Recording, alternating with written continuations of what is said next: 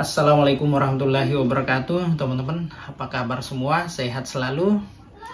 Jumpa lagi dengan saya di channel YouTube Isram Law, channel yang membahas tentang hal-hal berkaitan dengan hukum. Nah, teman-teman masih ingat gak perkara korupsi timah yang merugikan negara kurang lebih 271 triliun, bahkan mencapai 300 triliun. Wow, luar biasa, sangat fantastis ya. Nah, ada salah satu terdakwa yang terlibat dalam kasus korupsi ini. Dia divonis cuman 3 tahun, teman-teman. 3 tahun dan denda 5.000 perak. Padahal sudah menimbulkan kerugian terhadap negara 300 triliun kurang lebih. Nah, atas vonis ini, atas putusan ini, Komisi Yudisial melakukan pemeriksaan terhadap 3 hakim pada Pengadilan Negeri Pangkal Pinang ya. Karena perkara ini ya diperiksa di daerah Pengadilan Pangkal Pinang ya, yaitu si terdakwanya itu ya Tony Tamsil ya. Nah, Tony Tamsil divonis 3 tahun denda 5.000 rupiah.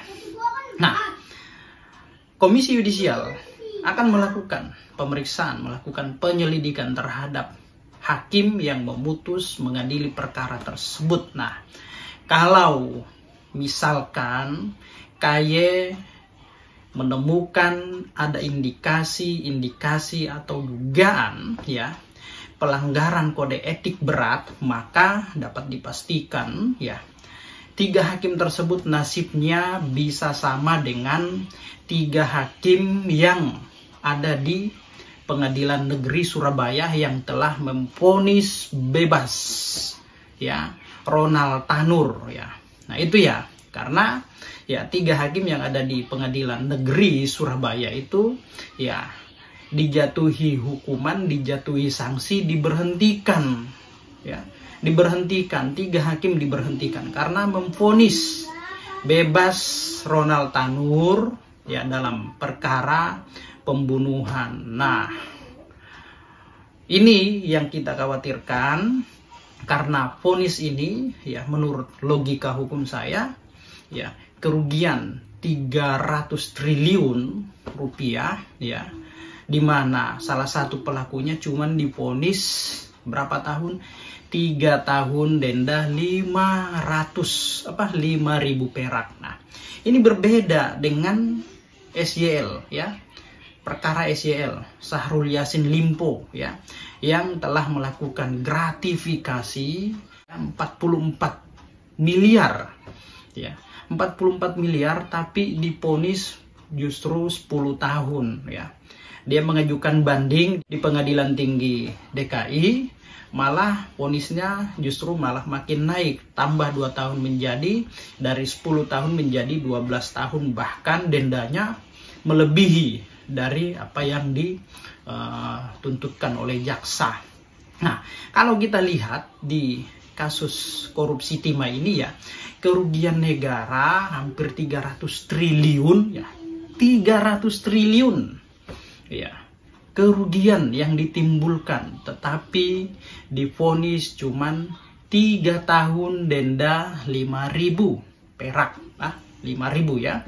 Nah, sementara Syahrul Yassin Limpo gratifikasi 44 miliar divonis 10 tahun, ajukan banding ditambah lagi menjadi 12 tahun, teman-teman. Ini sungguh luar biasa ya hukum di negara kita ini ya. Saya pusing, saya bingung ya nalarnya bagaimana. Nah, sementara kalau kita lihat ya pada peristiwa lain, pada kasus lain ya, ada seorang petani yang ada di daerah Bali yang telah memelihara 4 ekor landak Jawa ya. Dia harus berurusan dengan polisi ya. Kini di meja hijaukan di sidang ya, ancaman pidananya itu 5 tahun.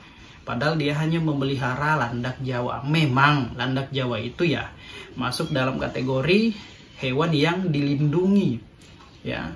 hewan dilindungi oleh undang-undang, tetapi ya masa sebegitunya ya.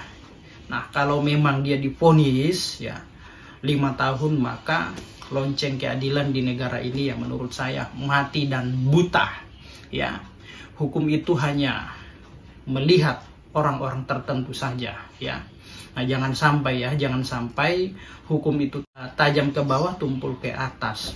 Nah, maka ada gium yang mengatakan bahwa semakin tinggi stratifikasi seseorang, maka semakin sulit hukum menjangkaunya ya. Seperti konglomerat ya, orang-orang berduit ya pasti agak sulit dijangkau oleh hukum ya.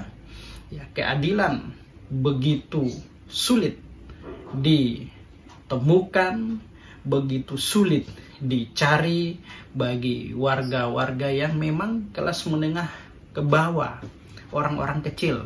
Tetapi kalau kita merasa benar, katakan itu benar, karena ya memang hukum itu harus mempunyai kepastian ya.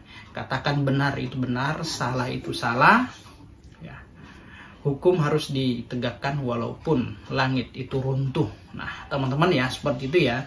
Jadi mari kita kawal, mari kita pantau ya terhadap proses penyelidikan, pemeriksaan yang dilakukan oleh KY terhadap 3 hakim pada Pengadilan Negeri Pangkal Pinang yang telah memutus Tony Tamsil ya 3 tahun denda 5.000 perak yang telah menimbulkan kerugian negara sebesar hampir 300 triliun rupiah, teman-teman. Nah, oke. Salam keadilan.